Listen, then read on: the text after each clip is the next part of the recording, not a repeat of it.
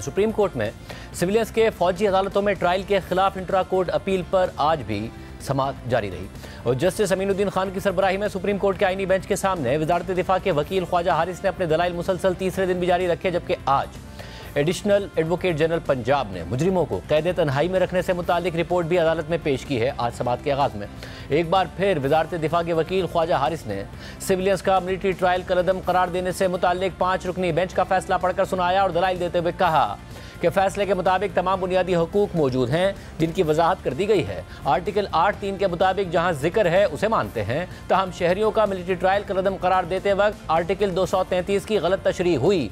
5 रुकनी larger bench ने बुनियादी हकूक मुअत्तल होने का तासुर लिया। बुनियादी हकूक माजी में इमरजेंसी की सूरत में मुअत्तल हुए थे। जस्टिस मोहम्मद अली मजहर ने इस पर रिमार्क देते हुए कहा कि बुनियादी हकूक मुअत्तल होने के लिए इमरजेंसी होना ज़रूरी है। ये मामला मुख्तलिफ है कि ट्रायल हो सकता है या नहीं। परवेज़ मुशर्रफ के दौर में अपील का हक ना देकर हकूक मुअत्तल हुए थे।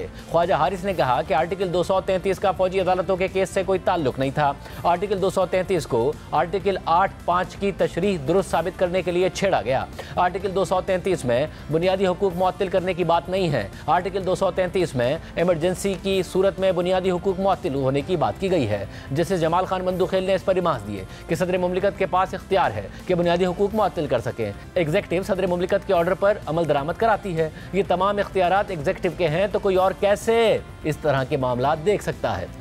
जैसे जमाल मंदुखेल ने ख्वाजा हारिस से मुकालमा करते हुए रिमार्क दिए कि रिटायर्ड जस्टिस गुलाम मुजद्दिद मिर्ज़ा ने वकील से कहा था कि दलाइल अच्छे थे मगर मैं मुतासिर नहीं हुआ। इस मामले में मेरा भी आपसे यही शिकवा है। बेंच के सरबरा जस्टिस अमीनुद्दीन खान ने रिमार्क देते हुए कहा कि बुनियादी हकूक का अदालतों में दिफा हो सकता है, सिर्फ अमलदारी मुअत्तल होती है। जस्टिस मुसर्रत हिलाली ने रिमार्क दिए कि मौजूदा केस में मुल्जिमान को फौजी तहवील में लिया गया तो ना बुनियादी हकूक मुअत्तल थे, ना इमरजेंसी नाफिज थी। ख्वाजा हारिस ने इस पर कहा कि सुप्रीम कोर्ट के फैसले में कहा गया है कि अमल दरामद रोकना बुनियादी हुकूक मुअत्तल करने के बराबर है। दौरान समाअत भारतीय जासूस कुलभूषण यादव का भी तज़किरा हुआ और जस्टिस मोहम्मद अली मजहर ने रिमार्क दिए कि सुप्रीम कोर्ट ने मरकजी फैसले में आर्मी एक्ट की शिक नंबर 2D को कलअदम करार दिया। आर्मी एक्ट की शिक को कलअदम करार देने से मजमूई असर क्या होगा? क्या अब कुलभूषण जैसे मुल्क दुश्मन जासूस का केस मिलिट्री कोर्ट्स में चल सकता है? ख्वाजा हारिस ने जवाब दिया कि सुप्रीम कोर्ट के फैसले के बाद मुल्क दुश्मन जासूस का भी मिलिट्री कोर्ट्स में ट्रायल नहीं हो सकता।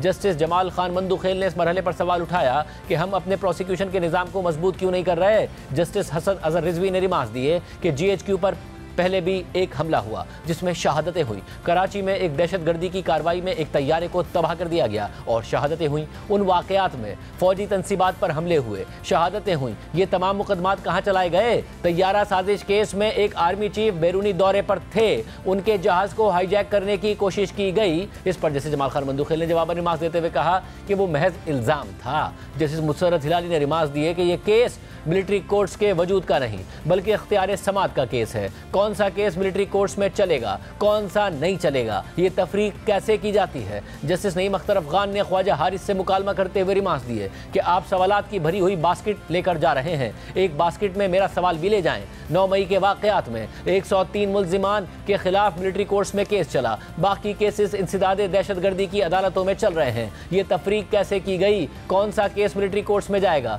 कौन सा केस इंसदाद दहशतगर्दी अदालतों में जाएगा? मुल्जिमान को फौज की तहवील में देने का इंसदाद दहशतगर्दी की अदालतों का तफसीली फैसला कहाँ है? जैसे जमाल खान मंदुखेल ने भी इस पर सवाल उठाया कि किसी जुर्म पर कौन और कैसे तय करता है कि केस कहाँ जाएगा? इंसदाद दहशतगर्दी की अदालत से मुल्जिम बरी हो रहा है, उसे फौजी अदालत से सजा हो रही है। क्या फौजी अदालतों में कोई खास सबूत फराहम किया जाता है? इंसदाद दहशतगर्दी की अदालतों को क्यों नहीं मजबूत बनाया जाता? अदालतों ने फैसला शवाहिद देख कर करना होता है। जैसे मोहम्मद अली मजहर ने सवाल उठाया कि मुकदमात कहाँ चलने हैं, इसकी तफरीक कैसे और किन उसूलों पर की जाती है। जस्टिस हसन अजहर रिजवी ने सवाल किया कि क्या 9 मई का वाक़या दहशतगर्दी से ज़्यादा संगीन जुर्म है जो उसका ट्रायल फौजी अदालत में हो रहा है? अच्छे तफ्तीशी अफसरान और प्रोसिक्यूटर रखें तो अदालतों से सजाएं भी होगी। जस्टिस मुसर्रत हिलाली ने सवाल करते हुए कहा कि जहां आइन मुअत्तल ना हो, क्या वहां मिलिट्री कोर्ट्स में सिविलियन का ट्रायल हो सकता है? ये कौन और कैसे तय करता है कि कौन सा केस मिलिट्री कोर्ट्स में जाएगा और कौन सा सिविल कोर्ट्स में जाएगा? इस पर ख्वाजा हारिस ने कहा कि सेक्शन 94 के तहत कमांडिंग अफसर का जिक्र है, मैं इस पर तफसील से दलाइल दूंगा। जैसे जमाल खान मंदुखेल ने रिमार्क दिए कि मिलिट्री कोर्ट समेत हर अदालत का एहतराम है, लेकिन आइन के अंदर रहते हुए मिलिट्री कोर्ट्स बनाएं। महरम अली केस में सुप्रीम कोर्ट ने कहा कि कोई अदालत आइन से मुतसादिम नहीं बनाई जा सकती। इसके बाद दौरान समाअत additional advocate general Punjab Waseem Mumtaz ने मुजरिमों को कैद तन्हाई में रखने से मुतालिक रिपोर्ट पेश कर दी और उसकी तफसीलात बताते हुए कहा कि मुजरिमों को सुबह 7:30 बजे नाश्ते के बाद लॉन में भेजा जाता है। शाम 5 बजे तक मुजरिम बाहर लॉन में होते हैं, जिसे जमाल खान मंदूखेल ने इस्तफसार किया कि लॉन कौन सा है, डेथ सेल वाला लॉन तो नहीं है। एडिशनल एडवोकेट जनरल पंजाब ने जवाब दिया कि नहीं सर, ये वो वाला लॉन नहीं जो आपने देखा हुआ है। जेल में टक शॉप भी है, कॉफ़ी वगैरह भी पी सकते हैं। कैदियों को घर से मैट्रेस और कंबल तक लाने की इजाज़त है। जैसे मुसर्रत हिलाली ने रिमार्क्स दिए कि आपने गलत बयानी की तो हम जेल इस्लाहात कमेटी से भी रिपोर्ट मंगवा लेंगे। इस पर एडिशनल एडवोकेट जनरल पंजाब ने कहा कि मुझे 30 साल प्रैक्टिस करते हो गए हैं, मैं क्यों झूठ बोलूँगा। जैसे मुसर्रत हिलाली ने जवाब में कहा कि मैं भी एडिशनल एडवोकेट जनरल रह चुकी हूँ, हुकूमत को सपोर्ट करना पड़ता है। हसन नियाजी के वालिद हफीजुल्लाह नियाजी ने अदालत को बताया कि कैदियों को मरकजी जेल से बहुत दूर रखा हुआ है। इस पर जस्टिस अमीनुद्दीन ने रिमार्क्स दिए कि हम जेल सिक्योरिटी मामलात में मुदाखलत का कोई हुक्मनामा जारी नहीं करेंगे।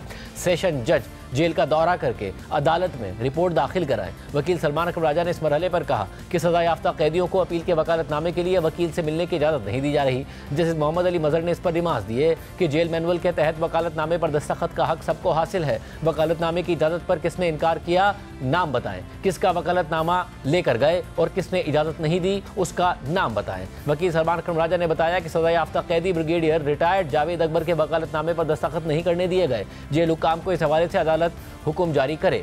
जस्टिस अमीनुद्दीन खान ने रिमार्क्स दिए कि हमने सेशन जज को कह दिया है कि कोई मसला हो तो आप इनसे रुजू कीजिए। हम सजा याफ्ता मुल्जिमान से मुताल्लिक कोई ऑर्डर नहीं दे सकते। हमें सबकी सिक्योरिटी अजीज़ है। वकालतनामे पर दस्तखत की सहूलत ना मिलने समेत कोई शिकायत है तो मुतल्लिका डिस्ट्रिक्ट एंड सेशन जज से रुजू करें। इसके बाद वकील फैसल सिद्दीकी ने कहा कि ख्वाजा हारिस ने नैब तरामीम में 6 माह दलाइल दिए थे। ख्वाजा हारिस तो टेस्ट मैच खेलते हैं। जैसे जमाल खान मंदूखेल ने इस पर सवाल किया कि क्या आप T20 खेलना चाह रहे हैं। जैसे अमीनुद्दीन खान ने रिमार्क दिए कि हम इसीलिए केस की रोज़ाना बुनियादों पर समाअत कर रहे हैं। इसके बाद समाअत कल तक के लिए मुलतवी कर दी गई। वज़ारत दिफा के वकील ख्वाजा हारिस दलाइल जारी रखेंगे।